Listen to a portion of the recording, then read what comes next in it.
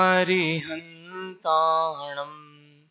नमो सिद्धाणं नमो आयनीयाणं नमो वज्रायाणं नमो लोये सवसाहुणम् वन्दितु सर्वसिद्धे ध्रुवमचलमणोममं गदिं पते वोच्छामि समयपाहुड मृडमोसुदकेवली भणिनम् नमः समयसाराय स्वानुभूत्या चकासते चित्स्वभावाय भावाय सर्वभावान्तरच्छिदे। ग्रंथादिराज समयसार, जो कि आचार्य कलिकाल सर्वज्ञ आचार्य कुंद कुंद द्विवेदी द्वारा विरचित है, विगत कुछ दिनों से उस पर चर्चाएं चल रही हैं। उसमें से ही कल जो दूसरे कलश का विषय है उसकी लगभग चर्चा पूरी हो चुकी थी। उसमें जो जिनवाणी माता को नमस्कार करके और अनेकांतमय रूपी साधुवाद रूपी जो जिनवाणी माता है उसको नमस्कार करके जो अनंत धर्मात्मक रूप प्रत्यगात्मा है उस विशेषण की चर्चा, उसकी चर्चा कल यहाँ नहीं हुई थी, तो आज वहां से हमें चर्चा प्रारंभ करनी है। सर्वप्रथम प्रत्यगात्मा क्या है, कौन है प्रत्यगात्मा? जब भी प्रत्यगात्मा की प्रायः चर्चा चलती है तब बहुत कम इस विशेषण को ध्यान में रख करके चर्चा की जाती है। बाकी इस विशेषण को अधिकतर प्रायः गौण करके और आगे की जो मूल बात है उस पर आगे बढ़ाया जाता है। परंतु यह भी एक बहुत आवश्यक और बहुत गंभीर विशेषण है। तो प्रत्यगात्मा मतलब क्या? तो प्रत्यगात्मा मतलब दो शब्द हैं, प्रत्यक और आत्मा। तो प्रत्यक मतलब तो होता है भिन्न और आत्मा मतलब होता है हमारा आत्मा, जिसको पहले कलश में समयसार में शुद्धात्मा कहा, जिसको आगे भी जिसके लिए समयसार लिखा गया, जिस समयसार में जिसका वर्णन है, ऐसा शुद्धात्मा जो है वो। तो अब इतना सब इस एक प्रत्येक आत्मा को समझाने के लिए कहा है। यहां तक कि दादा ने तो इतना तक लिखा है, और जब भी हम उसकी आगे टीकाएं वगैरह पढ़ते हैं उनमें तो इतना तक लिखा है कि प्रत्यगात्मा की चर्चा करने से उसका फल मुक्ति होता है। प्रत्यगात्मा की जब हम चर्चा करेंगे तो हमें मुक्ति का फल प्राप्त होगा, मोक्ष मिलेगा। स्वर्ग भी नहीं मिलेगा, डायरेक्ट क्या मिलेगा? मोक्ष मिलेगा। तो अब वो प्रत्यगात्मा क्या है, तो उसका शब्दशः अर्थ देखें तो सामान्य मैंने अभी जैसा आपको बताया कि प्रत्यक मतलब तो भिन्न और आत्मा मतलब जो हमारा आत्मा है वो। पर क्या प्रत्यगात्मा सिर्फ इतना ही है कि भिन्न और आत्मा? तो अगर भिन्न है तो किससे है, और आत्मा है तो उसका स्वरूप क्या है? तो इस सब पर थोड़ी सी चर्चा हम करते हैं। सर्वप्रथम एक सप्तदशांगी नामक टीका है समयसार ग्रंथादिराज की, जो कि शुल्लक मनोहर लाल जी वर्णी द्वारा लिखी गई है। उसमें वह प्रत्यगात्मा का स्वरूप बताते हुए इस विशेषण को स्पष्ट करते हुए लिखते हैं, सर्व पर पदार्थों उनके गुण पर्याय रूप भावों एवं पर पदार्थों के निमित्त से होने वाले कथनचित अपने विकार से कथनचित भिन्न एकाकार अनंत धर्मात्मक निज आत्म तत्व को देखने जानने वाली अनेकांतात्मक मूर्ति सदा जयवंत वर्ते। ये उन्होंने कलश का लिखा, पर इसमें जो उन्होंने वर्णन किया सर्व पदार्थों से भिन्न, सर्व जो पर पदार्थ हैं उनके गुणों से भिन्न, उनके निमित्त से होने वाली पर्यायों से भिन्न, उनके निमित्त से जो भी होने वाले कार्य उनसे भिन्न। तो ये किसकी चर्चा आ रही है यहाँ पर? तो ये एक प्रत्यगात्मा की चर्चा यहाँ पर आ रही है। कैसे प्रत्यगात्मा की चर्चा आ रही है? तो जब वो प्रत्यगात्मा मतलब अभी हमने क्या समझा था, प्रत्यक मतलब भिन्न और आत्मा मतलब आत्मा। तो अब वो आत्मा कैसा है? तो प्राय हम कह देते हैं कि आत्मा तो शुद्ध है, अखंड तत्व है। तो वो शुद्ध बनेगा कैसे?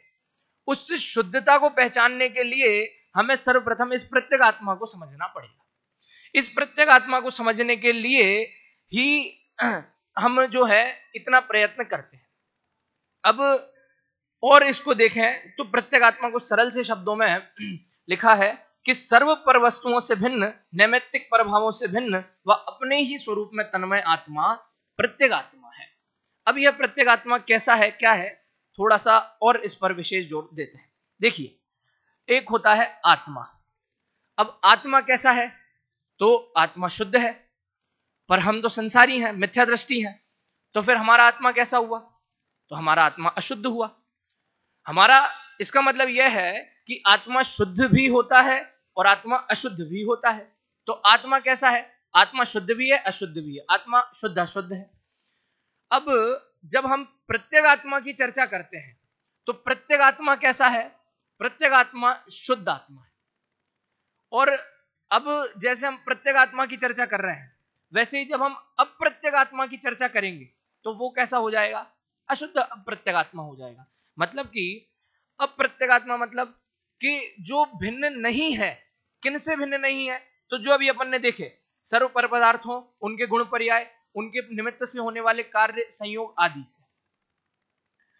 इसका मतलब यह क्या हुआ कि अप्रत्येगात्मा जो है वो कैसा आत्मा है, तो जो अभी संसारी दशा में आत्मा है, जो संसार अवस्था में अभी आत्मा है, वो कैसा है, अप्रत्येगात्मा। अब वो जो अप्रत्येगात्मा है ना, तो हालांकि हमें समझना प्रत्येगात्मा है, पर जब तक हम अप्रत्येगात्मा को नहीं समझेंगे तब तक हम प्रत्येगात्मा को भी नहीं समझ पाएंगे। क्यों, क्योंकि जब तक हमें यही ज्ञात नहीं होगा कि हम हमारे स्वभाव को, हम हमारे स्वरूप को जानने में कहां भूल कर रहे हैं, तब तक हम उस भूल को सुधार ही नहीं पाएंगे। तो आत्मा अप्रत्येगात्मा होता है, आत्मा संसार दशा में होता है, उसके मूलतः 3 कारण है। क्या है मूलतः 3 कारण, पर द्रव्यों में राग द्वेष, पर गुणों में राग द्वेष और स्वविकार। यानी कि सीधी सी बात अपन कहें कि पर द्रव्य वगैरह तो हटाओ, जो अपने आत्मा के मोह राग द्वेष वगैरह हैं, उनके कारण क्या है, जीव संसार में परिभ्रमण कर रहा है, संसार में भटक रहा है। अब जीव मोह राग द्वेष तो कर रहा है, पर किसके प्रति कर रहा है, तो खुद के प्रति तो करेगा नहीं। हाँ, हालांकि खुद के प्रति भी करता है, कर सकता है, फिर भी अधिकतर जो हमारा आत्मा है वो पर द्रव्यों में, पर संयोगों में, पर निमित्तों में, इनमें उनके पर द्रव्यों के जो कार्य हैं उनमें क्या करता है, मोह राग द्वेष करता है। अब जब पर द्रव्य में मोह राग द्वेष करेगा, तो पर द्रव्य में जब वो जीव मोह राग द्वेष कर रहा है, तो पर द्रव्य के साथ साथ उसकी किसी ना किसी एक विशेष बात को भी पकड़ेगा। क्यों, क्योंकि अगर राग होगा तो उसकी कोई ना कोई अच्छाई देखेगा, और अगर द्वेष हुआ तो उसकी कोई ना कोई बुराई देखेगा। तो कोई ना कोई एक विशेष बात को देखा, मतलब उसके किसी ना किसी एक गुण को, किसी ना किसी योग्यता को पकड़ा। तो ऐसे ही कि पर द्रव्य से राग द्वेष करता है, मोह राग द्वेष करता है, और उनके गुणों से भी मोह राग द्वेष करता है। और स्विकार यानी जो अपना मोह राग द्वेष है, उसके कारण जो जीव है वो अप्रत्येगात्मा बना हुआ है। इसका मतलब यह है कि वह जीव अभी तक संसार दशा में बना हुआ है। अब अगर हमें प्रत्येगात्मा बनना है, अगर हमें प्रत्येगात्मा का स्वरूप समझना है, तो सबसे पहले अगर हमें प्रत्येगात्मा बनना है तो उसका स्वरूप समझना पड़ेगा। और उसके स्वरूप समझने के लिए हमने अभी तो अप्रत्येगात्मा समझा, अब अपन प्रत्येगात्मा का स्वरूप समझते हैं। देखिए, अब प्रत्येगात्मा कैसा है, तो प्रत्यक, और जैसा कि मैं आपको शुरू से ही बता रहा हूं कि प्रत्यक मतलब भिन्न, आत्मा मतलब आत्मा। तो सर्व पर वस्तुओं से, सर्व द्रव्यों से, अब इसको एक तरह से अपन अगर नयों की भाषा में कहें ना, तो ऐसा कह सकते हैं कि उपचरित असद्भुत व्यवहार नय और अनुपचरित असद्भुत व्यवहार नय। इन दोनों के जो भी पदार्थ हैं, इन दोनों के जो भी संयोग हैं, उन सबसे भिन्न कैसा है, वह है प्रत्येगात्मा। वह प्रत्येगात्मा कैसा है, तो सर्व पदार्थों से भिन्न। अब सर्व पदार्थों से भिन्न मतलब, सर्व पदार्थों से भिन्न में कि जीव, अजीव, आश्रव, बंध, संबंध, निर्जरा, इन सब से भिन्न, जीव, पुद्गल, इन सब से भिन्न। मतलब कि जो एक जीव तत्व है उसके अलावा के बाकी सभी द्रव्यों से, सभी तत्वों से भिन्न। तो अभी के आप कह रहे हो कि आत्मा जीव तत्व भी है, और फिर आप कह रहे हो जीव तत्व से भिन्न भी है। तो इसका सरल सा उत्तर यह है कि हमारा ही अकेला आत्मा जीव द्रव्य नहीं है। क्यों? क्योंकि जीव द्रव्य तो बहुत सारे हैं, आप भी जीव हैं, मैं भी जीव हूं, पर मैं अपने आप को प्रत्येगात्मा करूंगा, मैं अपने आप को सब द्रव्यों से भिन्न करूंगा, तब मैं मुक्ति को प्राप्त होऊंगा। और जब आप अपने आप को प्रत्येगात्मा करेंगे तब आप मुक्ति को प्राप्त होंगे। इसलिए जब हम प्रत्येगात्मा की चर्चा करते हैं तो सर्वथा सबसे भिन्न हम अपने आप को कर लेते हैं, उतना शुद्ध अपने आप को हम कर लेते हैं। तो अब वह शुद्धता में कैसा हो गया? तो अन्य सभी द्रव्यों में जीव द्रव्य भी आ गए, और बाकी अन्य द्रव्य जो प्रकट हमें भिन्न दिखते हैं वे तो भिन्न है ही। और जो हमारे संयोग है, शरीर आदि है ना, और जो भी जिनसे हमें मोह राग द्वेष होता है, हमारी वस्तुएं हैं, इन सब से भी हालांकि दिखते तो प्रकट भिन्न है, पर फिर भी हमें क्या होता है, मोह राग द्वेष होता है, तो हम उनको छोड़ नहीं पाते। तो उन सब से भी मोह राग द्वेष को नाश करते हुए उनसे प्रकट भिन्न दिखने पर भी हम उसको प्रकट भिन्न जाने, क्योंकि दिख तो रहे हैं, पर जब तक हम जानेंगे नहीं, ज्ञान नहीं करेंगे, श्रद्धा नहीं करेंगे, तब तक तो वो प्रकट भिन्न दिखना हमारे कोई काम का नहीं। इसलिए जो संयोग हमें प्रकट भिन्न दिख भी रहे हैं, उनको हमें क्या करना है, प्रकट भिन्न जानना भी है, उनका श्रद्धान भी हमें करना है। इसके बाद पर पदार्थों के निमित्त से होने वाले, पर पदार्थ के निमित्त से होने वाले जो भी कार्य हैं, पर पदार्थ के निमित्त से होने वाले जो भी संयोग बन रहे हैं, पर पदार्थ के निमित्त से होने वाले जो भी पर पदार्थ के निमित्त से होने वाली जो भी परिस्थितियां बन रही हैं, वो सब कैसी हैं? वो सब इस प्रत्येगात्मा से भिन्न है। यानी कि अब हम कहें कि प्रत्येगात्मा कोई अलग है, तो प्रत्येगात्मा कोई अलग नहीं है, हम भी प्रत्येगात्मा है। हम द्रव्य रूप से प्रत्येगात्मा है और पर्याय रूप से अप्रत्येगात्मा है। मतलब कि हम सिद्धत्व की शक्ति तो हम में भी है, तो हम अभी तो संसार में है, पर हम में योग्यता तो है सिद्ध जाने की भी। इस हिसाब से प्रत्येगात्मा का स्वरूप, मतलब अगर हम पुरुषार्थ करें तो प्रत्येगात्मा बन सकते हैं। क्यों? क्योंकि प्रत्येगात्मा क्या है? शुद्ध आत्मा है। बहुत सरल सा, जब मैं दादा का प्रवचन इस पर सुन रहा था, तो दादा कहते हैं कि तीन लोक में अखंड ज्ञानानंद स्वभावी जो आत्मा है ना, वही प्रत्येगात्मा है। और अधिकतर विद्वान इस प्रत्येगात्मा को ऐसे ही समझा करके छोड़ देते हैं, वो इसके विशेष में जाते ही नहीं। तो ऐसा ही अप्रत्येगात्मा है। कैसा है? एकदम शुद्ध, इसमें कुछ भी नहीं है, ना पर का तनिक सा भी कुछ भी नहीं है। और इसको हम देखें तो और कैसे कैसे ये भिन्नता को प्राप्त है। तो पर के द्रव्य गुण पर्याय की चर्चा हम कर चुके हैं। उसके बाद पर द्रव्य के कर्ता के, यह जो प्रत्येगात्मा है, यह जो हमारा आत्मा है, ये कैसा है? तो पर द्रव्यों का कथनचित भी कर्ता नहीं है, अपने स्वद्रव्य का करता है, अपने विकारी भावों का करता है, और जो अन्य है वो भी इसके करता नहीं है। पर अभी हम प्रत्येगात्मा की बात कर रहे हैं, इसलिए हम अन्य वाली जो अपेक्षा है उसको गौण रखते हैं। फिर कि परद्रव्य के परिणाम, प्रयोजन, आश्रय आदि जो भी हम बात करेंगे अभी, मतलब कि क्या, कि पर के जो परिणाम है या पर के निमित्त से जो परिणाम उत्पन्न हो रहे हैं, उनका तो जीव स्वयं करता है, जैसा कि अभी मैंने कहा विकारों का। पर परिणाम, पर द्रव्य के परिणामों को कराने में जीव द्रव्य निमित्त नहीं है, ये आत्मा निमित्त नहीं है। इसके बाद के ठीक है, निमित्त नैमित्तिक की बात हो गई, बाकी सब बात हो गई, कर्ता कर्ता की बात हो गई, पर कोई ना कोई प्रयोजन तो हो ही सकता है ना, क्योंकि प्रयोजन तो हमारा कहीं भी निकल सकता है। तो पर द्रव्यों से हमारा कोई ना कोई प्रयोजन सिद्ध हो सकता है क्या? तो नहीं। क्यों? क्योंकि जब हम अपने आप में परिपूर्ण हैं, जब हमें किसी की आवश्यकता ही नहीं है, तब फिर हमें पर के निमित्त की, पर से क्या प्रयोजन होगा, पर की क्या सहायता की आवश्यकता होगी। और कि बहुत सारे ऐसे कार्य होंगे जीव द्रव्य को, जो कि क्या, उसको किससे करने पड़ेंगे? पर द्रव्य के आश्रय से करने पड़ेंगे। तो ऐसा एक भी कार्य नहीं है जो जीव को पर द्रव्य के आश्रय से करना पड़े, एक भी कार्य नहीं है। वो चिंतन मनन ये सब क्या है? ये सब कर रहा है तो किसी पर के आश्रय से तो कर नहीं रहा। क्यों? क्योंकि सामान्य सा विचार है, और हम इस बात को बहुत अच्छे से समझते भी हैं कि पदार्थों से तो ज्ञान होता नहीं है, और पदार्थ के होने से भी ज्ञान होता नहीं है। तो पराश्रय का भी कोई यहां पर औचित्य नहीं बनता है कि पर आश्रय से क्या होता है कि पर से हमें कुछ ज्ञान हो रहा है, पर के आश्रय से हमारा कोई कार्य हो रहा है, इसका भी कोई औचित्य जो है यहाँ पर नहीं बनता है। इस प्रकार यह जो प्रत्यगात्मा जो विशेषण है, इसको अनंत धर्मणः प्रत्यगात्मनः तत्वम, मतलब यह प्रत्यगात्मनः जो हमारा आत्मा है वह कैसा है, यह प्रत्यगात्मा कैसा है, तो अनंत धर्म वाला तत्व है। अब इसके अनंत धर्म क्या है, आप कह तो देते हो, हर जगह हम सुनते हैं, वहां भी सुनते हैं, तो क्या बता देते हैं, अनंत है, सब चीज अनंत है, पर इसमें अनंत गुण क्या है, तो उसकी चर्चा कल भी आई थी।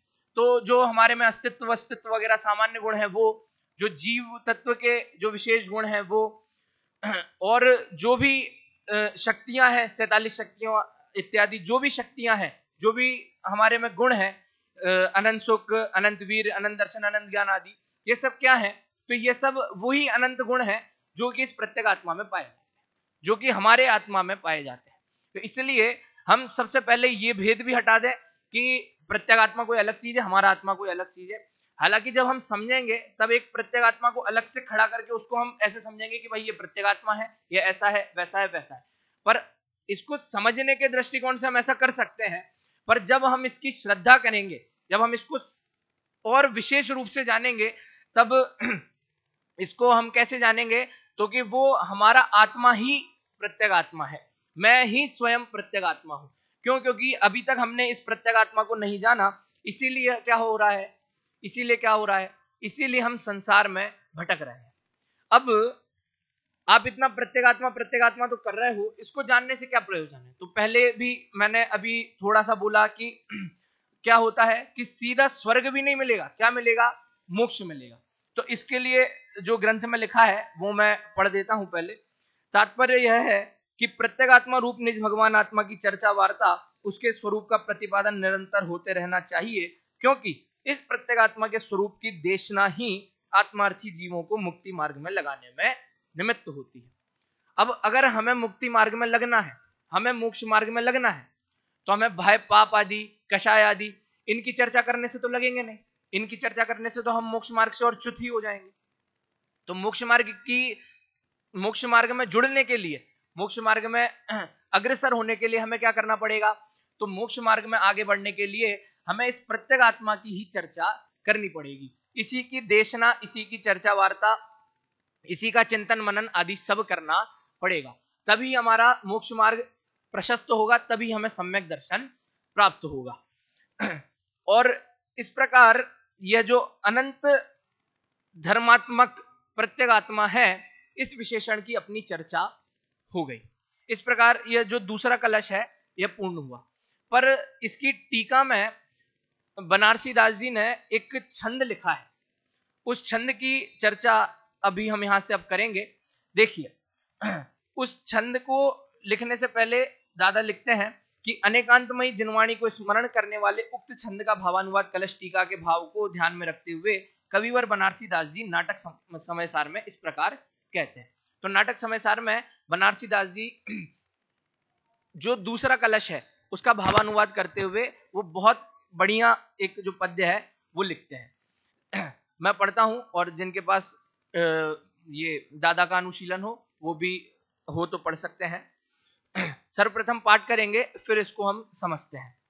जोग धरे रहे जोग सो भिन्न, अनंत गुणातम केवल ज्ञानी, तासुर हृदय द्रह सोनिक सी सरिता सम है श्रुत सिंधु समानी, याते अनंत नयातम लक्षण सत्य स्वरूप सिद्धांत बखानी, बुद्ध लखे न लखे दुर्बुद्ध सदा जग माही जगे जिनवाणी।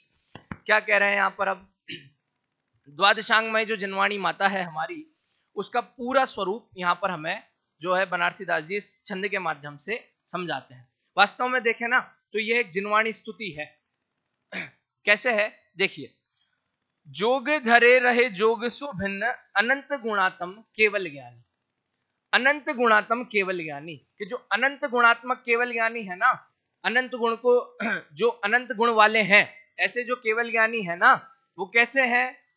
जोग धरे रहे जोग सो भिन्न। जोग मतलब योग, कि 13वें गुणस्थान में योग तो है, इसीलिए सहयोग केवली गुणस्थान कहते हैं उसको।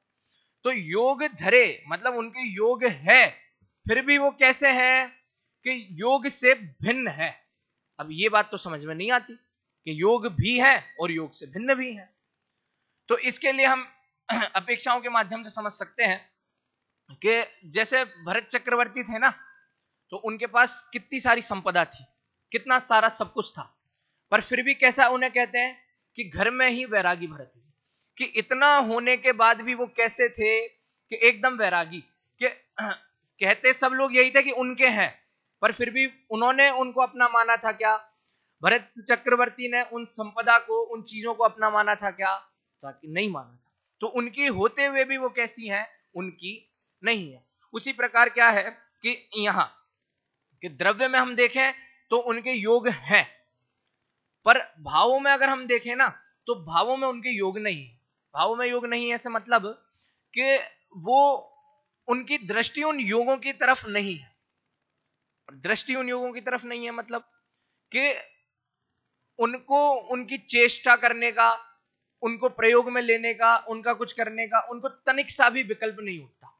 मतलब कि योगों की तरफ उनका थोड़ा सा भी ध्यान नहीं है। इसलिए क्या कह देते हैं, इसलिए सामान्यतः हम क्या कह देते हैं, और बनारसीदास जी ने क्या लिखा है कि जोग धरे रहे जोग सो भिन्न, कि योग होने पर भी केवल ज्ञानी कैसे हैं? अनंत गुणात्मक केवल ज्ञानी कैसे हैं? योग से भिन्न है। और आगे देखिए, आगे क्या कह रहे हैं? आगे कह रहे हैं तासु हृदय द्रह सोनिकसी सरितासम है श्रुत सिंधु समानी। तासु हृदय द्रह सोनिकसी। अब ये जिनवाणी माता जो है कहां से निकली? ये जिनवाणी जो है हम तक पहुंची तो ये कहां से निकली, कहां से प्रारंभ कहां से हुई? भाई कोई नदी होती है तो वो कहीं ना कहीं से तो प्रारंभ होती ही है, तो कहां से निकली? तो तासु हृदय द्रह, कि उनके हृदय रूपी, किनके हृदय रूपी? केवली, जो अनंत गुणात्मक केवली है, उनके हृदय रूपी सरोवर से यह निकली। उनके हृदय रूपी जो कुंड है, जो सरोवर है, उससे क्या हुआ? इस जिनवाणी का, इस जिनवाणी माता का वहां से प्रारंभ हुआ, वहां से ये निकली। और क्या? सरिता सम है श्रुत सिंधु समान। और क्या कि नदी समान है ना, नदी के समान बहते बहते बहते बहते कहां तक आई? हमारे पास आई, और अनवरत रूप से कैसी है? बह भी रही है ना। इसके बाद श्रुत सिंधु समानी, मतलब क्या कि बहते बहते, जैसे नदियां होती है ना, वो बहते बहते बहते बहते किसी ना किसी समुद्र में, किसी ना किसी समुद्र में मिल जाती है, वैसे ही यह भी क्या हो गया? द्वादशांग रूपी श्रुत में जो भी केवली भगवान के द्वारा बताई गई वाणी आई, केवली भगवान के हृदय रूपी सरोवर में से जो भी वाणी आई, वो सब कहां समाती गई? वो द्वादशांग रूपी जनवाणी में समाती गई। उसके बाद याते अनंत नयातम लक्षण सत्य स्वरूप सिद्धांत बखानी। अब सिद्धांत शास्त्रों में जिनवाणी माता के बारे में क्या बताया है? तो सिद्धांत बखानी कि सिद्धांत शास्त्रों में बताया गया है क्या कि जिनवाणी कैसी है? तो याते अनंत नयातम लक्षण और सत्य स्वरूप, मतलब कि क्या कि ये जो जिनवाणी माता है ये कैसी है?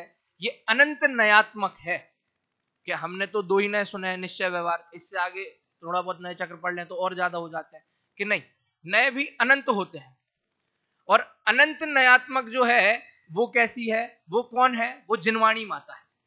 और इसके बाद कैसी है कि सत्य स्वरूप, सत्य स्वरूप को बताने वाली है। वस्तु का जैसा स्वरूप है, वस्तु का जैसा स्वरूप केवल ज्ञानी ने अपने ज्ञान में देखा है, वस्तु का जैसा स्वरूप केवली द्वारा बताया गया है, वैसा का वैसा ही इस द्वादशांग में जिनवाणी माता में भी बताया गया है।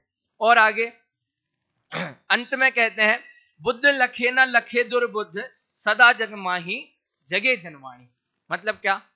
बुद्ध लखे न लखे दुर्बुद्ध, मतलब कि ज्ञानी जो है वो तो इस जनवाणी को समझ लेते हैं, सुन लेते हैं, भला मान करके अपना लेते हैं, अपने जीवन में अपना लेते हैं, पर जो दुर्बुद्ध है, जिनका अपन कह सकते हैं जिनके संसार का किनारा अभी निकट नहीं आया है, वैसे जीव क्या करते हैं कि वो सुनते हुए भी इसको अनसुना कर देते हैं, इस पर ध्यान नहीं देते, और उसके बाद भी ध्यान भी देंगे, पढ़ेंगे तो भी क्यों पढ़ेंगे?